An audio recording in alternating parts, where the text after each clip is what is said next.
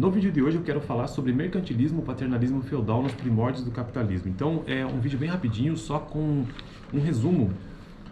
Um resumo não, na verdade o resumo fica para o próximo vídeo, onde eu vou tratar de um resumão sim, geral de todo o capítulo 2 desse livro aqui. Esse é o livro texto base dessa playlist de introdução à história do pensamento econômico. É o livro do Hunt, tá? É só uma introdução. Esse livro ele tem um viés marxista, então ele sempre traz uma tradução dessa ideologia para as suas ideias. Bom, mercantilismo no paternalismo feudal nos primórdios do capitalismo, eu já vou para o final desse texto, onde ele diz o seguinte: deixa eu ver aqui, os regulamentos econômicos acabaram se transformando em uma maldição, tá? Efetivamente, a característica mais marcante do período mercantilista foi o conflito que se estabeleceu entre uma ideologia econômica ultrapassada, ou seja, o feudalismo, né, e a versão medieval da ética corporativa cristã, e uma nova ordem econômica e social com a qual com essa ideologia tornou-se incompatível. Bom, ao longo desse texto aqui ele tenta explicar, ele começa explicando, na verdade, a questão do bulionismo, que foi um período, a primeira fase ali do mercantilismo,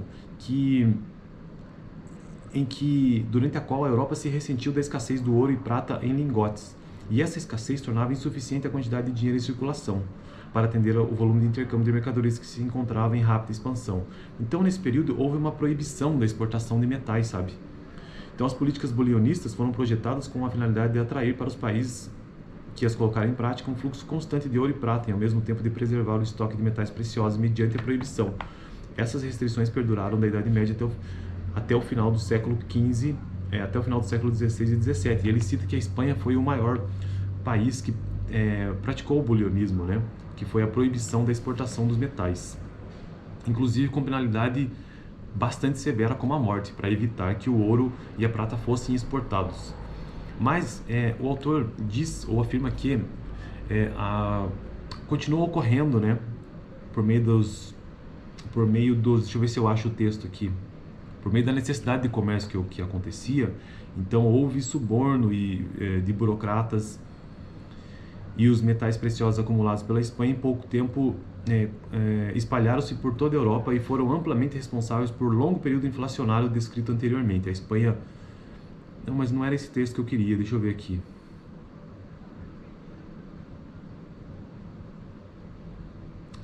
Eu vou ler ele na íntegra. Entretanto, as necessidades do comércio eram tão preementes e as perspectivas de lucro para os que se dedicavam à importação de mercadorias estrangeiras. Assim, porque era proibido, então, no bulionismo, a saída de metais do país. E como é que eram feitas as importações? Não eram feitas, né? Então, isso acontecia por debaixo dos panos, né? De forma corrupta. Então, é isso que eu quis dizer.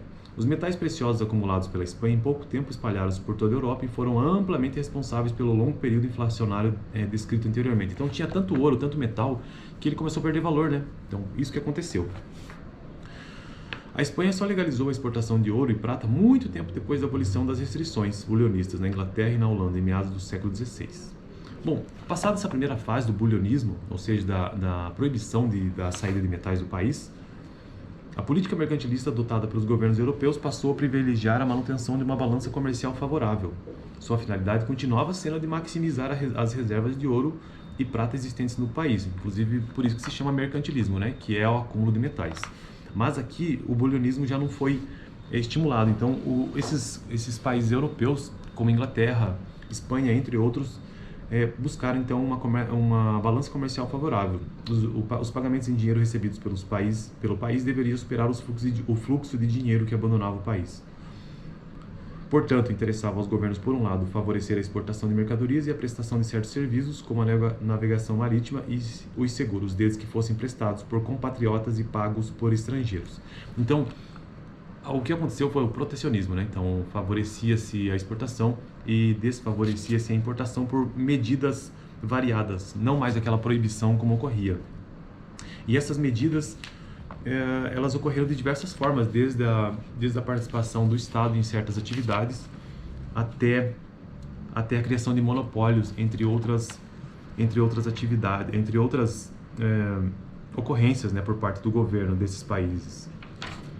Bom, então esse foi o vídeo de hoje, um resumo geral, né, do que estava acontecendo nesse período sobre o paternalismo feudal nos primórdios do capitalismo, principalmente nesse iniciozinho do mercantilismo ali, que foi o bulionismo, né? bulionismo, que foi a proibição da saída dos metais do país e que depois se converteu, depois que deixou de existir o bulionismo, a Espanha sendo a última, que se converteu na ideia de balança comercial favorável, em que os países estimulavam a exportação e desestimulavam a importação, para impedir que esse metal saísse, já que no mercantilismo o metal é o que tem de maior valor para a economia. E volto a citar aquele texto final do início do vídeo. Efetivamente, a característica mais marcando o período mercantilista foi o conflito que se estabeleceu entre uma ideologia econômica ultrapassada e a versão medieval da ética corporativa cristã e uma nova ordem econômica e social com a qual essa ideologia tornou-se incompatível. Beleza? Então eu fico por aqui no vídeo e no próximo eu farei um resumo de tudo que foi feito no capítulo 2. Valeu!